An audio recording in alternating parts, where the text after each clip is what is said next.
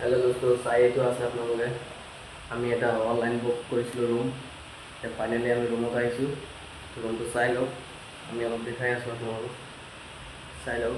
এইফালে AC দিয়া আছে, তাত আকৌ পালেংটো চাই আছে, আৰু এইফালে স্পেচ আছে, আৰু টিভিও আছে, টিভিও দিছে, আৰু ফেনটো আছে।